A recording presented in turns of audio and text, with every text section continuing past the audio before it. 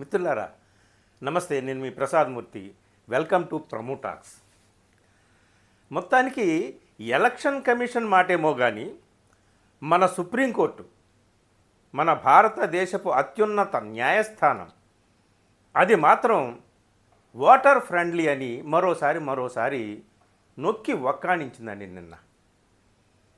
అంటే తనను తాను వాటర్ ఫ్రెండ్లీ అని చెప్పడం కాదు, ఎలక్షన్ కమిషన్ని ట్రాన్స్పరెంట్గా ఉండు, వాటర్ ఫ్రెండ్లీగా ఉండు అని చెప్పడం ద్వారా సుప్రీంకోర్టు ఓటరుల యొక్క హక్కులు సర్వోపరి, ఓటరు యొక్క హక్కు, ఓటరు యొక్క రైటు అదే సర్వోన్నతమైనటువంటిది. దాన్ని ఎవరూ కూడా బేఖాతరు చేయడానికి వీల్లేదు, దాన్ని ఎవరూ కూడా అపవిత్రం చేయడానికి వీల్లేదు, ఏ విధంగానూ ఉల్లంఘించడానికి వీల్లేదు. Either it is election commission or political parties, ఎవరైనా సరే ఆ రెండూ కలిపి, పొలిటికల్ పార్టీసు, ఎలక్షన్ కమిషన్ అందరూ కలిపి కలిసికట్టుగా సంయుక్తంగా ఒకరికొకరు సహకారం చేసుకొని ఓటర్ల యొక్క రైట్స్ని కాపాడేటట్టుగా కలిసికట్టుగా పని చేయండి అని చెప్పేసి నిన్న ఈ ఇద్దరు జస్టిస్ సూర్యకాంత్ అలాగే జస్టిస్ బాగ్చి. మనకు తెలుసు బీహార్లో అర్రీబుర్రీగా ఎలక్షన్ కమిషన్ ఎస్ఐఆర్ ప్రక్రియ స్టార్ట్ చేయడము, దాని మీద అప్పటి నుంచే ప్రతిపక్ష పార్టీలు కానీ లేదా అసోసియేషన్ ఫర్ డెమోక్రటిక్ రిఫార్మ్స్ అని ఏడీఆర్ ఆ సంస్థ తరపున కానీ అనేక రకాల వ్యక్తులుగా కానీ పార్టీలు కానీ అన్నీ కూడా వ్యాజ్యాలు వచ్చినాయి సుప్రీంకోర్టులో. 65 లక్షల మంది ఓటర్లను డిలీట్ చేశారు రకరకాల కారణాలతో. అవి ఎందుకు చేశారు, ఎలా చేశారు, ఎక్కడ చేశారు, ఎవరిని చేశారు, ఏమిటి అనేది తెలియవు. వీటన్నిటి మీద కూడా వాదోపవాదాలు జరుగుతున్నాయి, మనకు తెలుసు. సుప్రీంకోర్టు స్పందిస్తూ ఉంది, ఎప్పటికప్పుడు వ్యాఖ్యానాలు చేస్తూ ఉంది. 14వ తేదీన ఎక్కడా ఏ వెబ్సైట్లోనూ కూడా పెట్టకుండా గోపనీయంగా ఉంచి రహస్యంగా సీక్రెట్గా ఉంచడం వల్ల 65 లక్షల మంది ఓటర్ల డిలీట్ చేసినటువంటి ఓటర్ల వివరాలు, వాటిని ఇమీడియట్గా అన్ని రకాల మార్గాల్లోనూ కూడా మీరు డిస్క్లోజ్ చేయండి, ఆ జాబితాలు పెట్టండి. ప్రతి ఒక్క ఓటరు క్లెయిమ్ చేసుకునేటటువంటి అవకాశం ఎక్కడైతే ఉంటుందో ఆ ప్రతి చోట కూడా డిస్ప్లే చేయండి ఆ వివరాలన్నీ. చెప్పడమే కాదు, ఆగస్టు 14వ తేదీన ఇంటరిమ్ ఆర్డర్స్ జారీ చేసింది సుప్రీంకోర్టు. మనందరూ తెలుసు, మనం మాట్లాడుకుంటూనే ఉన్నాం ఈ విషయం మీద, వరుసగా మనం వీడియోలు చేసుకుంటూనే ఉన్నాం. ఎందుకంటే ఇది దేశానికి సంబంధించినటువంటి విషయం, నాట్ ఓన్లీ ఫర్ బీహార్, మొత్తం దేశమంతా జరుగుతుంది. కాబట్టి ఎన్నికల యొక్క ప్రక్రియ పారదర్శకంగా ఉండాలి. కొత్త ఓటర్ల ఎడిషన్ కానీ లేని ఓటర్ల డిలీషన్ కానీ ఏదైనా సరే ట్రాన్స్పరెంట్గా ఉండాలని అందరూ కూడా భావిస్తున్నారు. జరుగుతున్న ప్రక్రియ చూస్తే ఏదో మొత్తం ఏదో రకంగా జరుగుతుంది, ఏదో అవకతవకలు జరుగుతున్నాయి, మసిపూసి మారేడుకాయ చేయడం అనేటటువంటి జరుగుతుంది, అంతా సీక్రెట్గా జరుగుతుంది, పారదర్శకత లేదు అనేటటువంటిది అందరి ఆందోళన. దీని మీద ఆగస్టు 14th నాడు ఇంటరిమ్ ఆర్డర్స్ జారీ చేసింది. మీరు పారదర్శకంగా ఉండండి, అన్ని చోట్ల ఆ జాబితా పెట్టండి. అంతే కాకుండా మీరు 11 డాక్యుమెంట్స్ ఏవైతే చెప్పారో ఓటర్సు తమ ఓటు హక్కు యొక్క ప్రమాణాన్ని నిరూపించుకోవడం కోసం ఆ 11 డాక్యుమెంట్స్లో ఆధార్ కార్డు లేదు కాబట్టి ఆధార్ కార్డుని ఇంక్లూడ్ చేయాలి అని కూడా చెప్పింది ఇంటరిమ్ ఆర్డర్. చచ్చినట్టు తల వగ్గవలసిందే ఎలక్షన్ కమిషన్, ఇందులో మరొక దారి లేదు. సో దీని మీద మళ్ళీ నిన్న కూడా హీరింగ్ జరిగింది. మరోసారి సుప్రీంకోర్టు నొక్కి వక్కాణించింది. ఏమిటయా అంటే ఓటర్ల యొక్క హక్కులు కాపాడడం అనేటటువంటిదే సర్వోపరి, అందరి యొక్క కర్తవ్యము, రాజ్యాంగాన్ని కాపాడడం అనేటటువంటి దాంట్లోనే భాగంగా ఓటర్ల యొక్క హక్కులు కాపాడడం అనేటటువంటిది ఉంటుంది. ఎలక్షన్ కమిషన్, పొలిటికల్ పార్టీలు అందరూ కూడా కలిసికట్టుగా ఓటర్ల యొక్క హక్కులు కాపాడాలని చెప్పేసి మళ్ళీ నిన్న ఎలక్షన్ కమిషన్కి టార్గెట్ పెట్టిందనమాట. ఎలక్షన్ కమిషన్కే కాదు, పొలిటికల్ పార్టీలు అన్నింటికీ కూడా టార్గెట్ పెట్టింది. ముందుగా ఎలక్షన్ కమిషన్కి టార్గెట్ పెట్టింది ఏమిటా అంటే, నువ్వు ఆధార్ కార్డుని కూడా ఇంక్లూడ్ చేయాలన్నాం కదా, అది ఇంక్లూడ్ చేయండి, అది ప్రకటించండి బహిరంగంగా. అలాగే ఆన్లైన్లో వాళ్ళ క్లెయిమ్స్ని చేసుకునేటటువంటి అవకాశాన్ని కూడా కల్పించండి అని చెప్పింది. ఏమేమి చెప్పింది ఒకసారి మనం ఈ ఇద్దరు జడ్జిలు న్యాయమూర్తులు ఏమేమి చెప్పారు ఏమిటి అనేటటువంటిది. ఫస్ట్ ఆఫ్ ఆల్ ఓటర్ ఫ్రెండ్లీగా ఉండండి అని చెప్పేసి ఎలక్షన్ కమిషన్కి, అంటే ఓటర్ యొక్క హక్కుల వైపు గట్టిగా సుప్రీంకోర్టు నిలబడింది అనేటటువంటి విషయాన్ని మనం గమనించాలన్నమాట. ఆధార్ కార్డ్ని ఇంక్లూడ్ చేయండి 11 డాక్యుమెంట్లతో పాటు. అలాగే పొలిటికల్ పార్టీల ఇన్వాల్వ్మెంట్ కూడా ఖచ్చితంగా ఉండాలి. ఎందుకంటే ఈ బిఎల్ఏస్ ఉన్నారే, బిఎల్ఓస్ అంటే బూత్ లెవెల్ ఆఫీసర్సు, బిఎల్ఏస్ అంటే booth level agents for different political parties అన్నమాట. సో వీళ్ళందరూ కూడా దాదాపు 168,000 మంది ఉన్నారు కదా. వీళ్ళందరూ ఏం చేస్తున్నారు?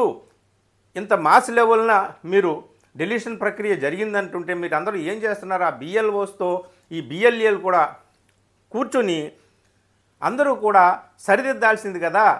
టోటల్ ఇన్యాక్షన్, అందరూ కూడా ఏమీ చేయలేనటువంటి పరిస్థితి, అశక్తంగా ఉన్నట్టుగా కనిపిస్తుంది, ఏమి చర్యలు తీసుకోలేనట్టుగా కనిపిస్తుందని చెప్పేసి కొన్ని చేవాట్లు కూడా పెట్టి మీరందరూ కూడా ఈ 12 మేజర్ పొలిటికల్ పార్టీస్ ఏవైతే ఉన్నాయో అవన్నీ కూడా ఆ పార్టీలకు చెందిన బూత్ లెవెల్ ఏజెంట్సు, అలాగే ఎలక్షన్ కమిషన్కి చెందినటువంటి బూత్ లెవెల్ ఆఫీసర్సు అందరూ కలిసి ఉమ్మడిగా మీరు ఓటర్ల యొక్క ఈ అవకతవకలు ఏదో అంటున్నారు కదా, వాటిని అన్నింటినీ కూడా రెక్టిఫై చేయండి. త్వరగా చేసి కలిసికట్టుగా మాకు రిపోర్ట్స్ ఇవ్వండి. 10 రోజులు ఉందండి గడువు. Next hearing September 8. కాకపోతే 10 రోజుల్లోనే ఎలక్షన్ కమిషన్ అన్ని వివరాలు నేను ఇస్తానని చెప్పింది. కానీ వీళ్ళు ఏమంటున్నారంటే ప్రతిపక్షాలకు సంబంధించినటువంటి లేదా ఇండిపెండెంట్ ఆర్గనైజేషన్కి సంబంధించి న్యాయవాదులు ఏమని అడుగుతున్నారంటే బీహార్ అంతా కూడా వరదల అల్లకల్లోలంలో ఉంది.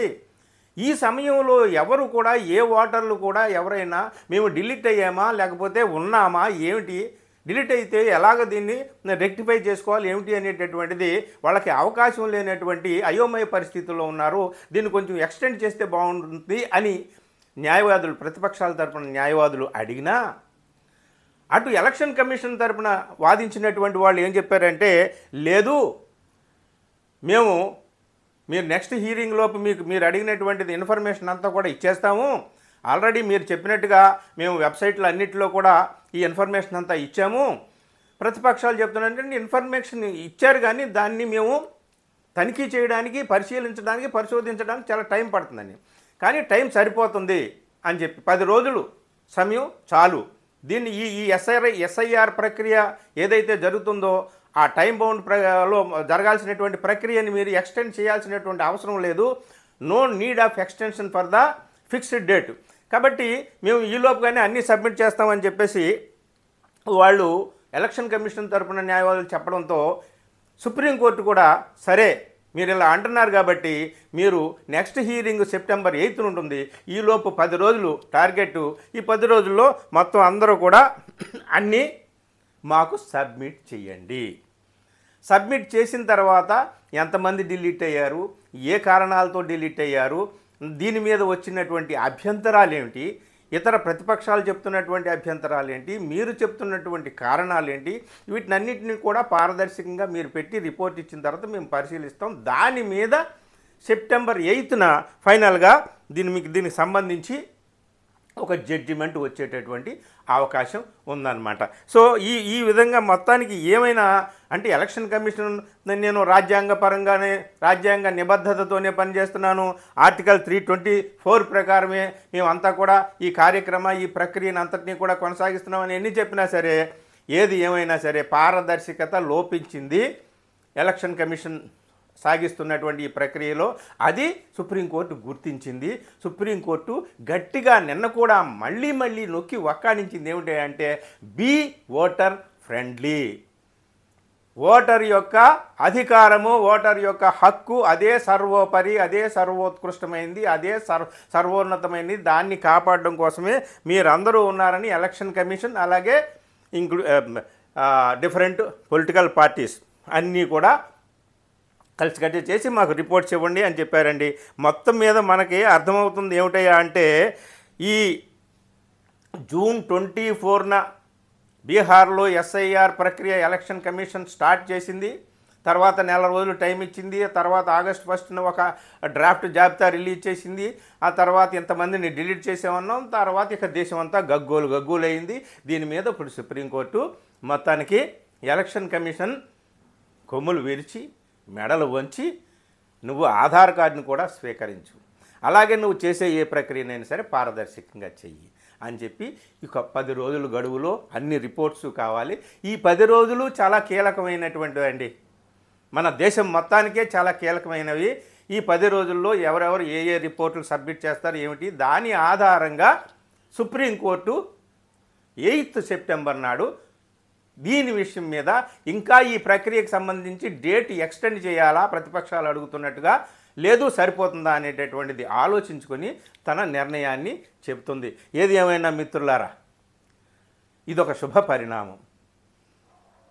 ఎలక్షన్ కమిషన్, పొలిటికల్ పార్టీసు అందరూ కూడా రాజ్యాంగం చెప్తున్నట్టుగా ఓటర్ ఫ్రెండ్లీగా ఉండండి అని చెప్పి సుప్రీంకోర్టు ఇదిగో నేను voter friendly, I am voter friendly, నేను ఓటర్ పక్షానే ఉన్నాను అని చెప్పి సుప్రీంకోర్టు మరోసారి బల్లగుద్ది నిరూపించింది. ఇది మన అందరికీ కూడా చాలా ఆనందదాయకమైనటువంటిది, చాలా అద్భుతమైనటువంటి సంతోషకరమైనటువంటి వార్త.